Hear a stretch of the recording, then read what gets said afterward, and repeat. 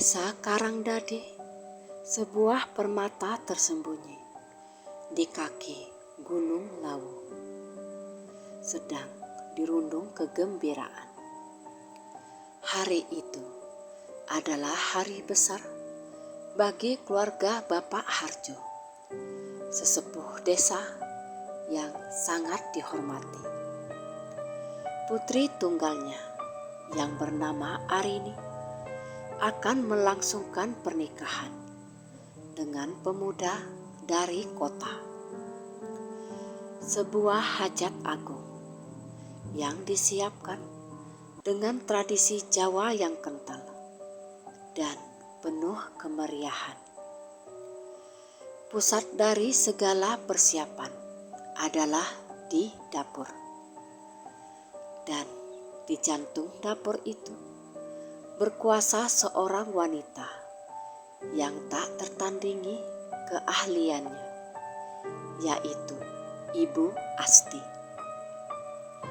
Bu Asti dengan usianya yang menginjak 50-an memiliki reputasi yang mendahuluinya. Masakannya bukan sekedar hidangan, melainkan sebuah pertunjukan rasa yang selalu memukau. Konon, siapapun yang mencicipi masakannya akan merasa seperti dibawa kembali ke masa kecil, ke pelukan hangat seorang ibu. Ia menguasai resep-resep pusaka leluhur Jawa, dari nasi kuning 7 rupa hingga gudeg Mataram yang manisnya pas di lidah. Untuk pernikahan Arini, Bu Asti memimpin timnya 4 asisten dan beberapa relawan ibu-ibu desa dengan semangat yang membara. Mereka telah bekerja sejak subuh, berpacu dengan waktu, memastikan semua hidangan siap tersaji tepat saat akad nikah selesai. Hati-hati nak, memotong wortelnya harus seragam. Masakan enak itu juga haruslah sedap dipandang, ujar Bu Asti dengan suara yang tenang namun tegas, mengawasi salah satu asistennya yang sedang menyiapkan bahan untuk sayur lodeh. Matahari mulai meninggi, menusuk celah-celah genting dapur, memancarkan kehangatan yang bercampur dengan uap masakan. Bau rempah-rempah yang direbus, digoreng, dan dipepes seharusnya memenuhi udara, memanggil rasa lapar. Namun pagi itu ada sesuatu yang ganjil. Bu Asti yang sedang mengecek panci besar yang berisi nasi yang baru saja diangkat dari dandang. Ia mengernyitkan dahinya. Biasanya aroma gurih nasi pulen yang baru matang akan menusuk hidung dengan harum yang menggugah selera. Ia mendekatkan wajahnya ke uap panas yang mengepul. Aroma itu tidak harum, bukan aroma gosong, bukan pula aroma apek, melainkan bau yang aneh, asam, seperti nasi yang terlanjur basi. Bu Asti mencoba mengabaikannya. Mungkin hidungnya sedang sensitif karena kelelahan. Mbak Tanti, tolong cicipi nasi yang dipanci ini. Berikan pendapat jujurmu, pinta Bu Asti kepada salah satu asisten utamanya. Mbak Tanti seorang gadis cekatan yang sudah lama berguru pada Bu Asti.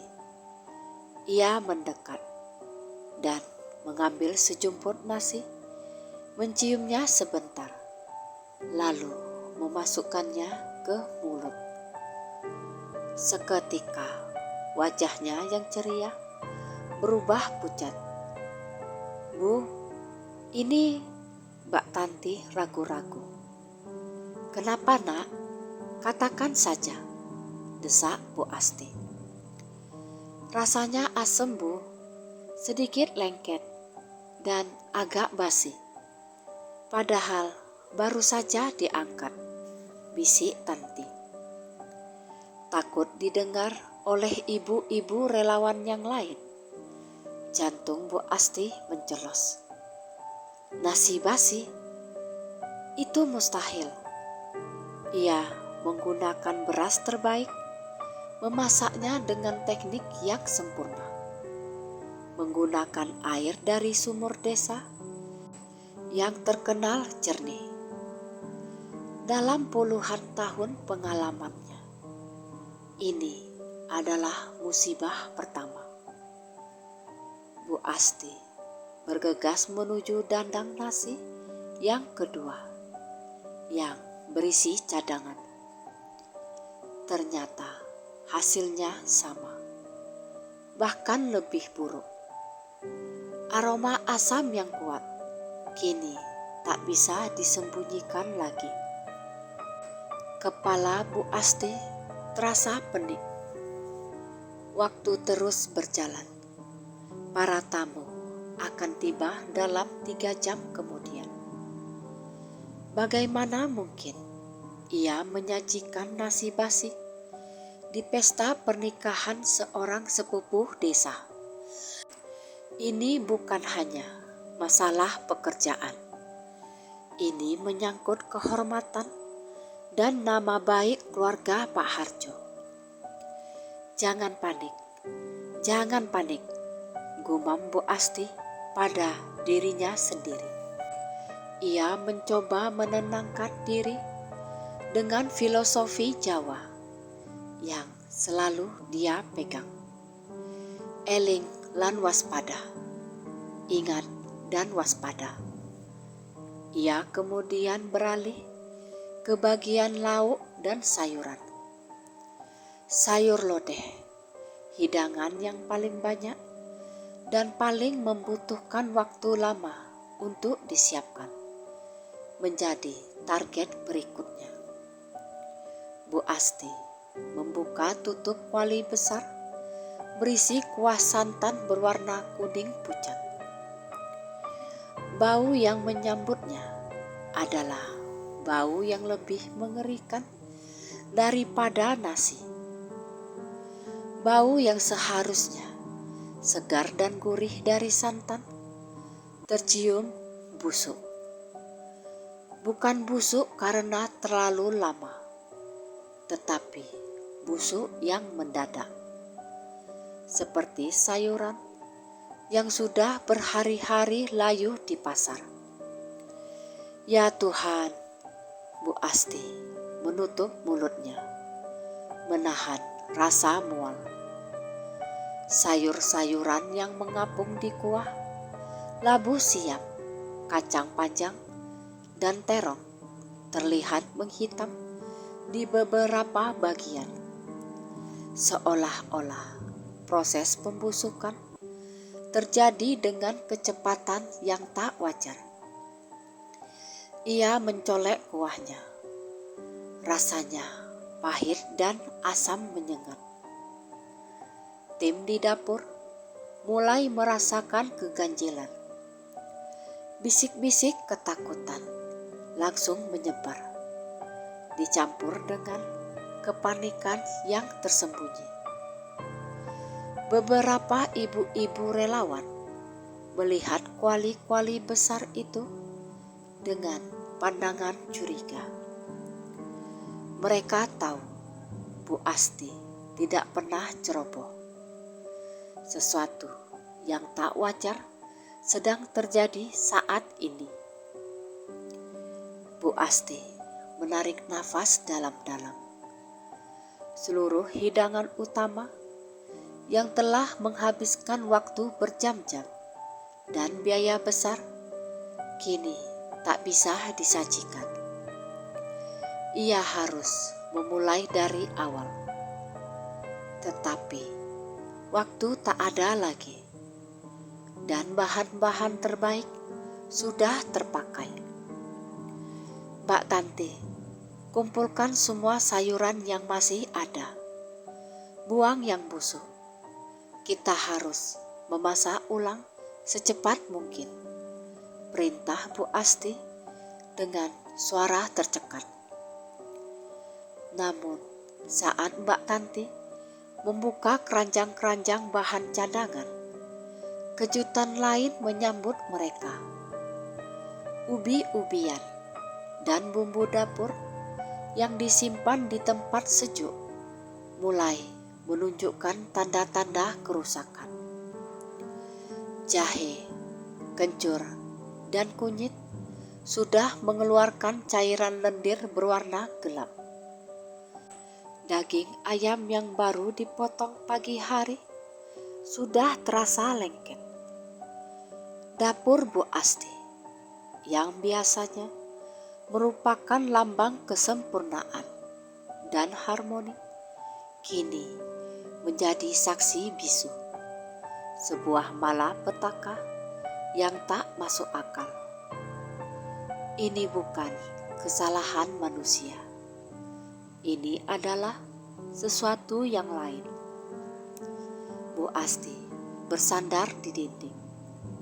Keringat dingin membasahi pelipisnya. Di benaknya, ia teringat cerita-cerita lama tentang danyangan. Penunggu tak kasat mata di desa-desa tua yang konon bisa murka jika ada hajat besar yang diselenggarakan tanpa permisi atau tanpa ubung rampe atau sesajen yang tak sesuai.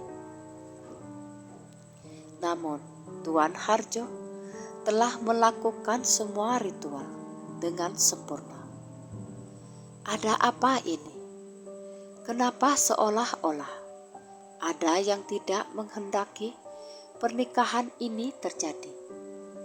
Bu Asti berbisik lirih.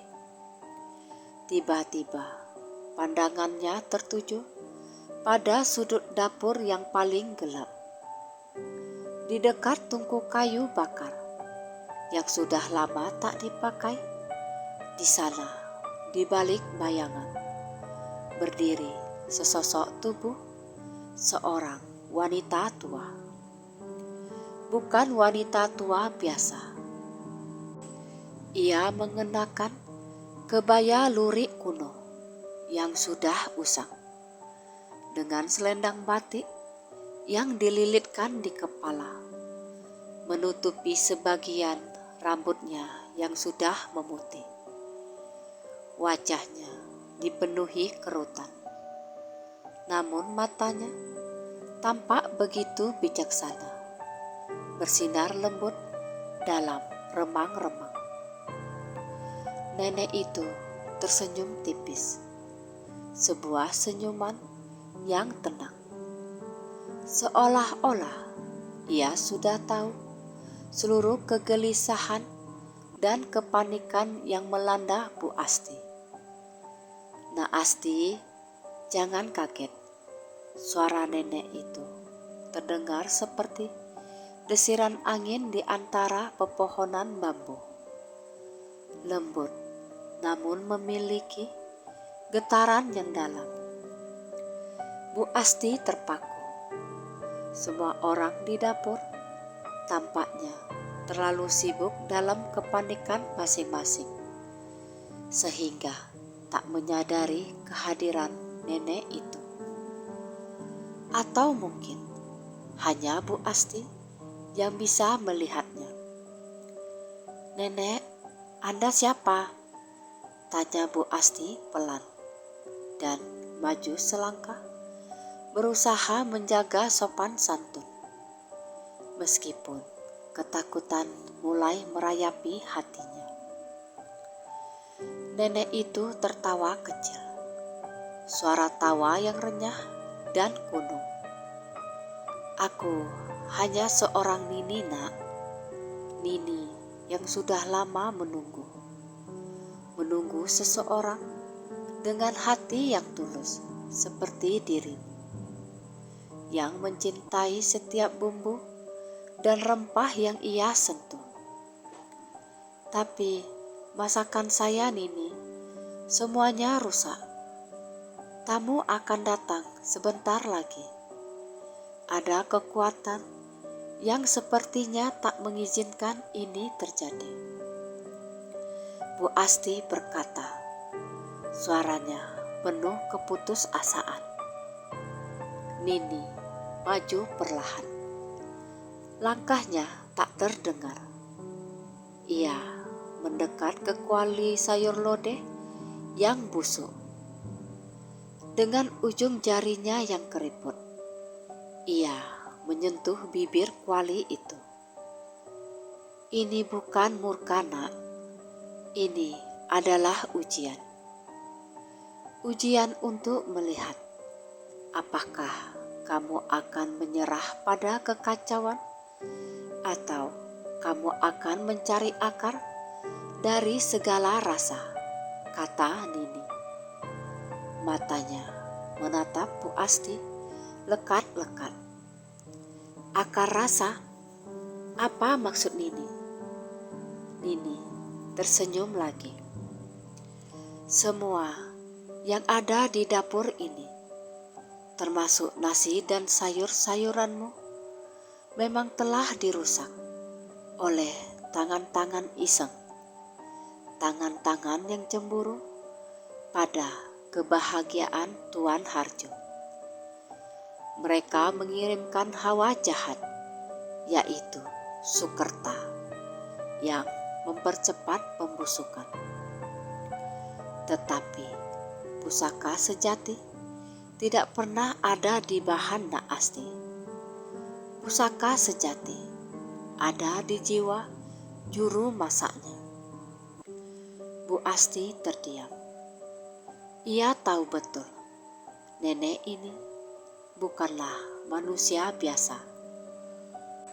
Di tengah bencana, nenek ini membawa aura kedamaian, sekaligus misteri yang mendalam. Nini, kalau memang ada yang ingin menghancurkan pesta ini, bagaimana saya bisa melawan? Saya hanyalah seorang tukang masak, kata Bu Asti lirih. Nini meletakkan telapak tangannya di bahu Bu Asti yang tegang. Sentuhannya terasa dingin, tetapi mendamaikan. Kamu lebih dari sekedar tukang masak. Kamu adalah penjaga tradisi. Dan sekarang, dengarkan aku baik-baik. Ada satu cara, satu-satunya cara untuk melawan Sukerta di dapur ini. Nini, sang wanita tua misterius, memandang Bu Asti dengan mata yang penuh makna. Tatapannya menusuk, seolah melihat hingga ke relung jiwa Bu Asti. Mereka yang mengirimkan hawa busuk ini ingin membuat Tuan Harjo malu. Ingin agar hajat pernikahannya berakhir dengan aib makanan basi. Nini memulai. Suaranya kini terdengar sedikit lebih kuat, seperti gemericik air yang tersembunyi. Mereka merusak rasa, karena rasa adalah jantung dari sebuah pesta. Bu Asti menelan ludah. Ia melirik ke arah asisten-asistennya. Mereka masih sibuk mencoba memilah bahan-bahan yang tersisa. Namun, keputusasaan sudah tampak jelas di wajah mereka. Mereka belum mendengar percakapan ini. Seolah ada dinding tak terlihat yang melindungi Bu Asti dan Nini. Jadi, ini benar-benar perbuatan orang, Nini? Tanya Bu Asti berbisik. Nini mengangguk. Dengki dan iri hati, nak. Itu adalah bumbu paling pahit di dunia ini. Tapi kamu bisa melawannya. Kamu punya pusaka yang lebih kuat daripada sihir busuk manapun. Pusaka apa, Nini? Pisau tajam atau lesung batu? Nini tersenyum dan menggeleng pelan. Pusaka itu bukan benda mati. Pusaka itu bernama Wiji Rasa atau benih rasa. Ia kemudian mendekat, berbisik seolah membagikan rahasia alam semesta. Di dapur leluhurmu, Nak Asti, selalu ada ajaran bahwa makanan yang dimasak dengan hati yang murni dan dengan niat untuk membahagiakan akan memiliki daya sendiri. Dan daya itu mengikat rasa, menjadikannya tak lekang dimakan waktu dan tak bisa dibusukkan oleh hawa dengki. Tapi masakan saya sudah basi, Nini, ujar Bu Asti sambil menunjuk kuali-kuali yang mengeluarkan bau tak sedap. Yang basi adalah wadahnya, nak, bukan jiwanya, sahut Nini tegas. Sekarang berdirilah tegak, tarik nafas, dan singkirkan kepanikanmu. Bu Asti mengikuti instruksi itu. Ia menarik nafas dalam-dalam, mencoba mengusir aroma busuk yang menyeruak. Dapur ini telah diselimuti energi negatif. Untuk melawannya, kita harus memanggil energi positif yang paling murni, kata Nini. Ia lalu menunjuk ke bagian tengah dapur, area kosong, di mana biasanya tempat Bu Asti meracik bumbu.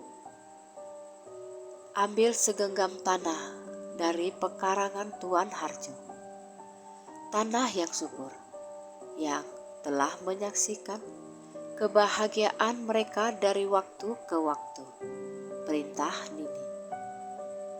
Lalu ambil air dari 3 sumber berbeda. Air sumurmu sendiri, air hujan yang tertampung, dan air zam-zam atau air suci lainnya jika kamu memilikinya. Bu Asti, meskipun bingung, merasakan dorongan kuat untuk menuruti. Ia bergegas keluar dapur, mengambil sedikit tanah dari bawah pohon beringin di pekarangan Pak Harjo, mengumpulkan air dari tempat yang diminta, dan kembali dalam waktu singkat. Nini masih berdiri di tempat yang sama, seolah tak pernah beranjak. Ketika Bu Asti meletakkan semua bahan di depannya, Nini mengambil segenggam tanah itu. Ia memejamkan mata, wajahnya yang keriput terlihat tenang. Ia mulai merapal sesuatu, bukan doa dalam bahasa yang umum, melainkan sebuah lantunan kuno dalam bahasa Jawa kuno, Kawi, yang terdengar ritmis dan bergetar. Sira bali marang asalmu, rasa sejati aja ilang daya. Kawula nyuwun pangapura, kabeh tumindak ala bali marang papan asale. Urip-urip, urip-urip, dadi murni, dadi sejati. Pusaka dapur, Nini jaga rasa. Artinya, kembalilah engkau kepada asalmu. Rasa sejati, jangan hilang daya. Aku memohon maaf. Semua perbuatan buruk kembali ke tempat asalnya. Hidup-hidup, hidup-hidup, jadilah murni. Jadilah sejati. Pusaka dapur, Nini jaga rasa. Saat Nini melantunkan mantra itu, Bu Asti merasakan perubahan drastis di sekitarnya. Udara dingin yang tadinya menyelimuti dapur mendadak hilang, berganti dengan kehangatan yang menenangkan. Aroma busuk yang menyengat di kuali-kuali besar perlahan-lahan memudar. Nini mencampurkan tanah yang sudah dibacakan mantra itu ke dalam 3 sumber air. Airnya berubah warna menjadi keruh kecoklatan, tetapi segera menjadi jernih kembali, tampak lebih bening dari sebelumnya. Ini adalah Tirta Wiji Rasa atau air benih rasa. Air ini membawa kembali ketulusan dari tanah yang berbahagia. Sekarang dengarkan, kamu harus mulai lagi, Nak Asti. Tidak ada waktu untuk memasak ulang semuanya. Bu Asti menatapnya tak percaya. Lalu bagaimana Nini? Nasi dan sayur saya tak layak makan. Kamu hanya perlu menghidupkan kembali, bukan memasak, tetapi menyentuh kembali jiwa dari masakan itu. Nini tersenyum misterius. Kemudian ia mengambil sendok kayu besar dan mencelupkannya ke dalam Tirta Wiji Rasa dan meneteskannya ke kuali nasi yang basi. Hanya 3 tetes. Lalu terjadi keajaiban. Begitu 3 tetes itu mengenai permukaan nasi, asap tipis berwarna keemasan menyelimuti nasi. Aroma asam yang tertinggal langsung menguap, digantikan oleh aroma nasi pulen yang hangat, yang jauh lebih harum daripada nasi manapun yang pernah dimasak Bu Asti. Mbak Tanti dan asisten lain yang berada di sisi lain dapur tiba-tiba terdiam. Bu Asti, aroma apa ini? Tanya salah satu asistennya dengan wajah bingung. Tiba-tiba harum sekali. Bu Asti tidak menjawab. Ia terpaku melihat nasi itu. Ia mengambil sejumput dan mencicipinya. Mata Bu Asti berkaca-kaca. Rasa asamnya hilang sepenuhnya. Nasi itu kembali pulet, hangat, dan memiliki rasa gurih yang mendalam. Seolah-olah baru saja matang dengan sempurna. Sekarang sayur lodehnya, perintah Nini. Bu Asti yang kini telah sepenuhnya pasrah dan percaya mengambil sendok. Ia mencelupkan ke tirta wiji rasa dan meneteskan 3 tetes ke kuali sayur lodeh. Fenomena yang sama terjadi lagi. Bau busuk menghilang tanpa jejak. Sayur-sayuran yang tadinya layu dan menghitam kini kembali segar. Kuah santannya menjadi kental dan beraroma rempah yang kaya. Wangi daun salam dan lengkuas yang beradu dengan aroma santan yang medok. Ini mukjizat, bisik Bu Asti. Nini mengangguk. Bukan mukjizat, Nak. Ini adalah daya kasih. Kekuatan dari niat baik yang murni yang kamu miliki dan yang aku bantu untuk bangkitkan. Mereka yang jahat hanya mengirimkan energi pembusukan. Kita melawan dengan energi kehidupan.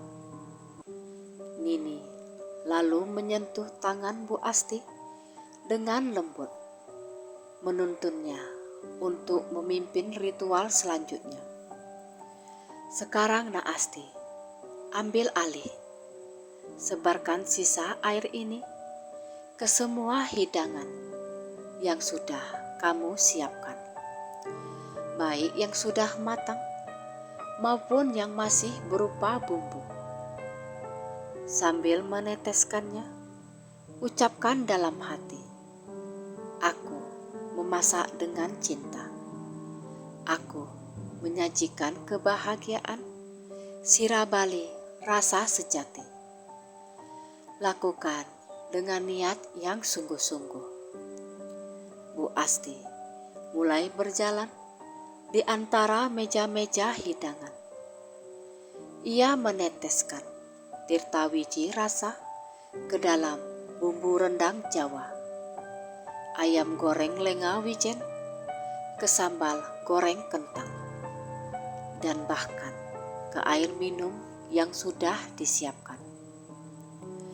Di setiap tetesan, ia merasakan hawa dingin yang mengganggu, berangsur-angsur lenyap, digantikan oleh rasa damai dan energi yang berlimpah. Mbak Tanti dan ibu-ibu relawan lainnya yang melihat masakan mereka tiba-tiba menjadi harum dan segar tanpa alasan yang jelas. Mereka tidak lagi panik. Mereka saling pandang dengan ekspresi heran, lalu mulai kembali bekerja dengan semangat baru. Mereka yakin sepenuhnya ada pertolongan gaib yang datang ke dapur Bu Asti.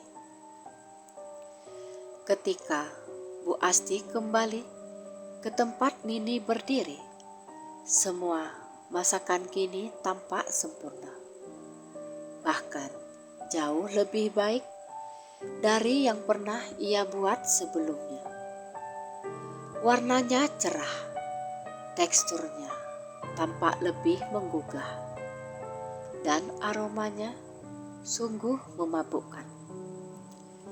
Sudah selesai Nini, semua sudah kusentuh dengan air itu, kata Bu Asti dengan nafas terengah. Matanya berkaca-kaca karena rasa haru dan takjub. Nini tersenyum. Senyumnya kini terlihat lebih terang dan menenangkan. Bagus Nak Asti, tugasmu sudah selesai. Kamu telah membuktikan bahwa pusaka dapur yang sesungguhnya adalah hatimu yang tulus. Kini nikmati hasilnya. Sajikan kebahagiaan ini dengan bangga. Tapi Nini, Anda harus ikut menikmati ini. Tunggu sebentar, saya akan ambilkan hidangan terbaik, ujar Bu Asti, berbalik menuju nampan. Namun, ketika Bu Asti menoleh kembali, tempat Nini berdiri sudah kosong. Nenek itu telah menghilang. Tidak ada suara langkah, tidak ada pintu yang terbuka. Nini telah lenyap, seolah ia adalah bagian dari uap masakan yang mengudara. Seolah ia adalah roh pelindung dapur yang memang sengaja menampakkan diri hanya untuk Bu Asti. Di tengah keheningan yang singkat itu, Bu Asti menyadari siapa Nini sebenarnya. Ia pastilah Nini Jagarasa, leluhur atau danyang penjaga dapur yang selama ini hanya menjadi legenda. Ia adalah perwujudan dari kearifan dan niat baik yang tak pernah pudar di tradisi kuliner Jawa. Bu Asti tersenyum. Ia tidak lagi takut, melainkan dipenuhi rasa syukur yang melimpah. Ia menatap Mbak Tanti dan ibu-ibu yang lain. Ibu-ibu, masakan kita sudah siap. Hidangan terbaik untuk hari paling bahagia bagi keluarga Tuan Harjo. Mari kita sajikan dengan hati yang gembira, seru Bu Asti. Suaranya lantang dan bersemangat. Waktu terus berpacu, tak memberi kesempatan untuk merenung lebih jauh. 30 menit setelah Nini menghilang, rombongan pengantin pria akhirnya tiba. Akad nikah berjalan hikmat di pendopo utama, diiringi lantunan gamelan yang merdu. Di balik pendopo, di ruang makan yang telah disulap menjadi area prasmanan mewah, Bu Asti dan timnya bekerja dengan kecepatan tinggi. Mereka menyusun hidangan-hidangan yang kini bersinar sempurna di bawah cahaya lampu. Nasi kuning 7 rupa terlihat begitu menggoda dengan taburan rempah yang harum. Sayur lodeh mengeluarkan uap yang wangi, dan ayam goreng lenga wijen berwarna coklat keemasan yang cantik. Bu Asti berdiri di dekat meja hidangan. Jantungnya berdebar kencang. Ini adalah momen kebenaran. Masalahnya bukan lagi apakah makanannya basi atau tidak, tetapi apakah keajaiban Nini, daya kasih dan tirta wiji rasa benar-benar dapat bertahan dan memukau para tamu. Selesai akad, kerumunan tamu undangan yang berjumlah ratusan mulai berdatangan. Mereka adalah tetua-tetua desa, kerabat dari kota, hingga tokoh-tokoh penting di pemerintahan daerah. Satu persatu mereka mengambil piring, melayani diri dengan hidangan Bu Asti. Tuan Harjo, sang empunya hajat, berjalan mendekati meja hidangan utama bersama istrinya. Ia memandang masakan itu dengan tatapan cemas. Ia tahu Bu Asti adalah juru masak terbaik. Tetapi ia sempat mendengar bisik-bisik aneh dari beberapa ibu relawan tentang kegagalan di dapur pagi tadi. Tuan Harjo mengambil sedikit nasi kuning dan sayur lodeh. Ia mencicipinya dengan perlahan. Matanya terpejam sejenak dan detik berikutnya mata Tuan Harjo terbuka lebar. Ia menatap Bu Asti yang berdiri di sampingnya dengan wajah keheranan yang tak bisa disembunyikan. Bu Asti, suara Tuan Harjo bergetar. Ini masakan terbaik yang pernah saya makan seumur hidup saya. Bu Asti terkejut. Pujian Tuan Harjo bukan sekedar basa-basi, melainkan datang dari lubuk hati yang paling dalam. Nasi kuningnya pulen sekali, rempahnya mantap, tapi tidak berlebihan. Dan sayur lodeh ini Bu Asti, santannya kental, sayurannya segar, seperti baru dipetik 5 menit yang lalu. Ada rasa nostalgia di dalamnya. Lanjut Tuan Harjo dengan wajah berseri-seri. Bu Asti hanya bisa tersenyum. Ia tahu ini adalah hasil sentuhan Nini Jagarasa. Setelah Tuan Harjo memberi pujian, gelombang reaksi dari tamu-tamu lain mulai membanjiri ruang makan. Luar biasa, siapa juru masaknya? Bumbu gudegnya ini imbang sekali. Manisnya pas, legitnya sempurna, ujar seorang bapak camat yang terkenal sangat pemilih soal makanan. Seorang kerabat dari Jakarta yang terbiasa dengan hidangan catering modern berhenti makan saking terpukaunya. Ini bukan makanan pesta biasa. Ini masakan pusaka. Rasanya sungguh murni. Seperti kembali ke dapur Simbah di desa. Rasanya sangat tulus. Kata kunci yang terus diulang oleh para tamu adalah murni, tulus, dan rasa nostalgia.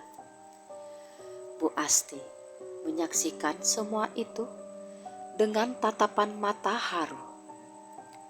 Masakannya yang beberapa jam lalu terancam menjadi aib, kini menjadi bintang utama dalam perayaan.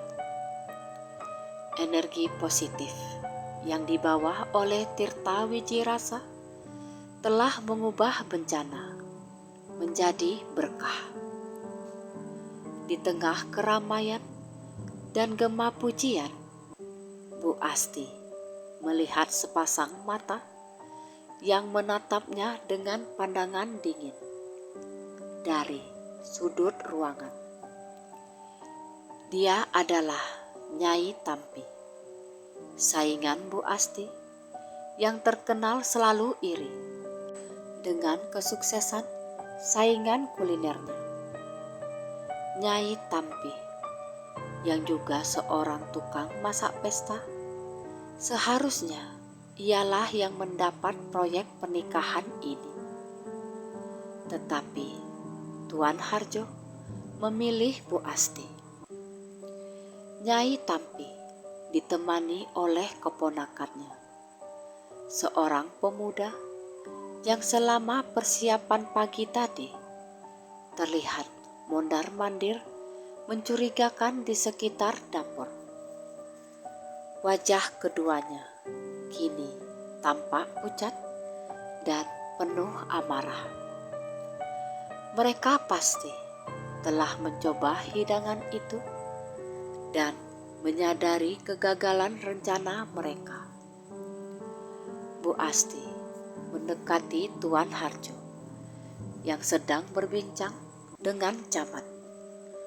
"Mohon maaf Tuan Harjo, boleh saya pinjam waktu sebentar?" Tuan Harjo mengangguk ramah. Bu Asti lalu beranjak menuju Nyai Tampi. Ia berdiri tegak di depan Nyai Tampi dan keponakannya tanpa rasa takut sedikitpun.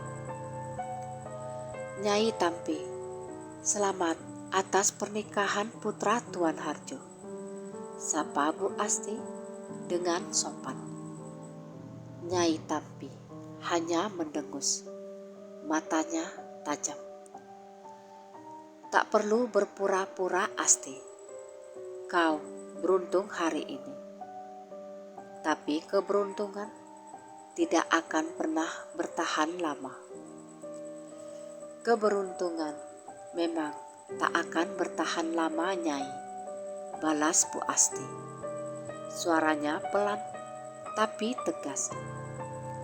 "Namun ketulusan dan niat baik akan abadi.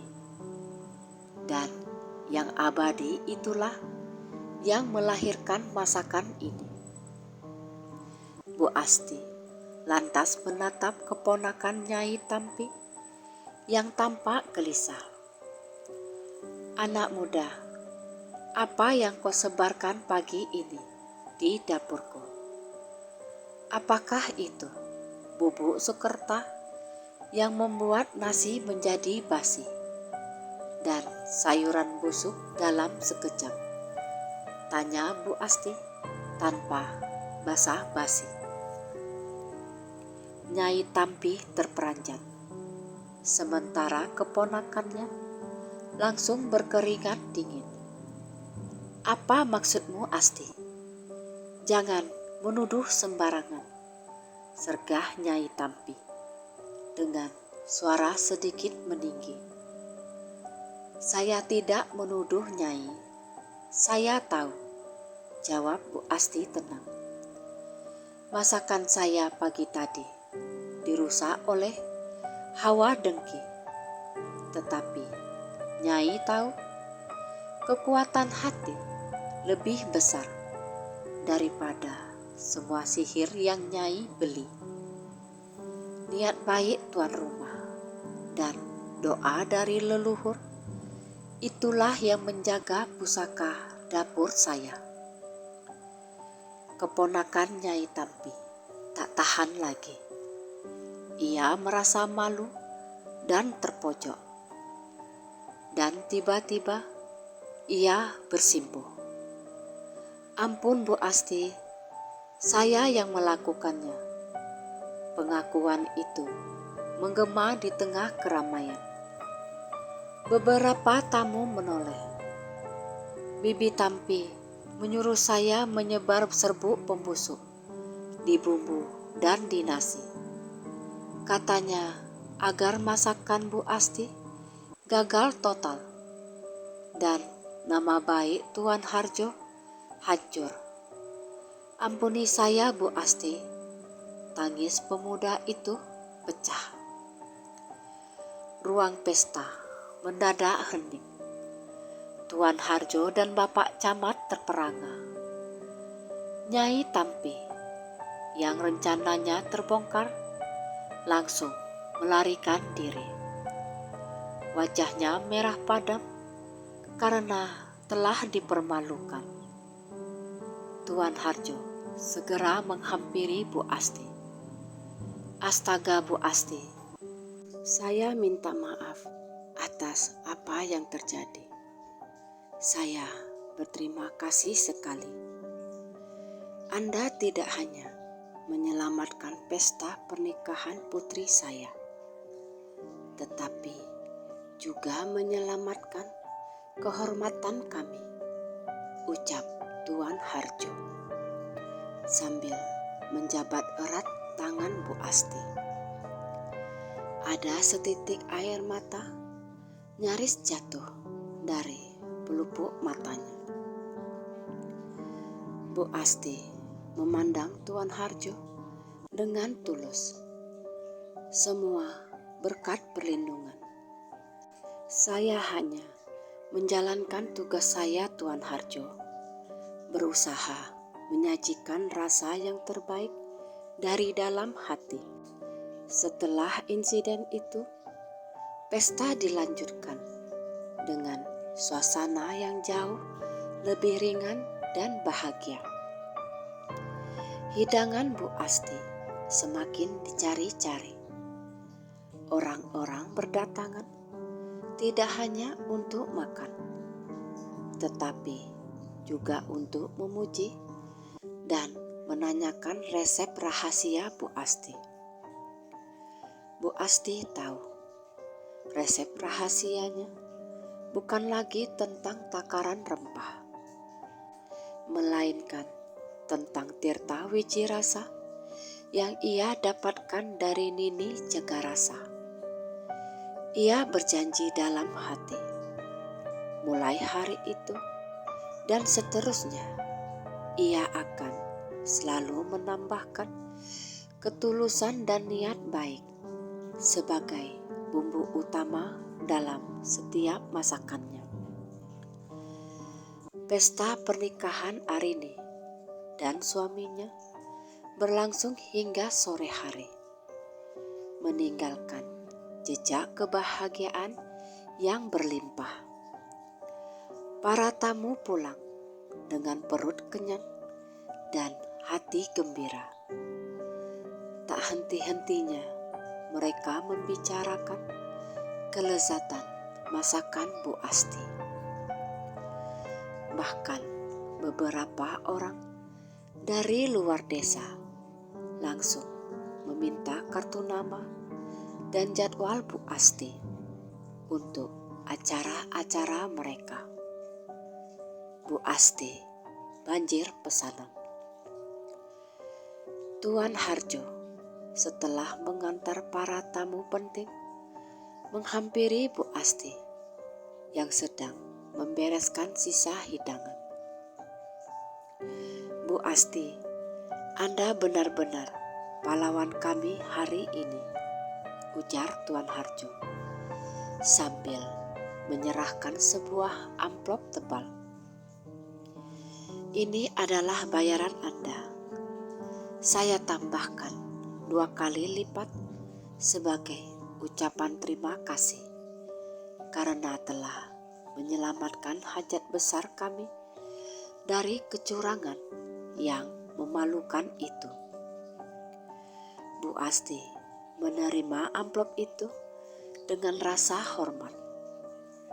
Terima kasih banyak Tuan Harjo, tetapi kehormatan terbesar bagi saya adalah melihat senyum kebahagiaan di wajah keluarga Anda dan para tamu. Saya tahu Anda orang baik, Bu Asti, dan saya tahu ada sesuatu yang terjadi pagi tadi. Saya tadi mendengar bisikan-bisikan di dapur. Saya percaya ada kekuatan baik yang melindungi Anda, kata Tuan Harjo. Matanya menunjukkan rasa hormat yang mendalam. Semua atas kehendak yang maha kuasa Tuan Harjo dan atas petunjuk yang datang dari leluhur, jawab Bu Asti dengan mata menerawang sambil mengenang sosok Nini yang muncul dan lenyap tanpa jejak. Tuan Harjo mengangguk. Ia kemudian meminta Bu Asti untuk menjadi juru masak andalan keluarganya untuk semua acara di masa depan. Setelah semua peralatan dibersihkan dan timnya pulang, Bu Asti kembali ke rumahnya di senja hari. Kelelahan fisik terasa, tetapi hatinya dipenuhi kedamaian. Ia duduk di dapur rumahnya sendiri, di depan tungku batu yang merupakan pusat dari segala keahliannya. Di sanalah ia pertama kali diajari memasak oleh mendiang ibunya, yang juga seorang juru masak terkemuka di masanya. Bu Asti mengeluarkan sisa kecil dari tirta wiji rasa yang ia simpan dalam botol kaca kecil. Air itu tampak berkilauan di bawah cahaya lampu minyak. "Nini, siapapun Anda, terima kasih atas petunjuk dan perlindungan Anda," bisik Bu Asti sambil memejamkan mata. Saat ia memejamkan mata, Bu Asti kembali merasakan aura dingin yang mendamaikan, sama seperti sentuhan Nini pagi tadi. Ia mendengar suara Nini, lembut seperti desiran daun. "Nak Asti, wiji rasa itu kini ada di dalam mimpimu. Jangan pernah memasak dengan amarah, iri, atau dengki. Masaklah hanya dengan cinta dan ketulusan.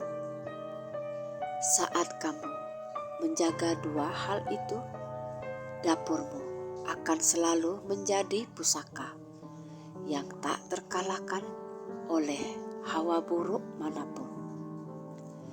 Suara itu menghilang seiring dengan hembusan angin senja yang masuk melalui jendela dapur.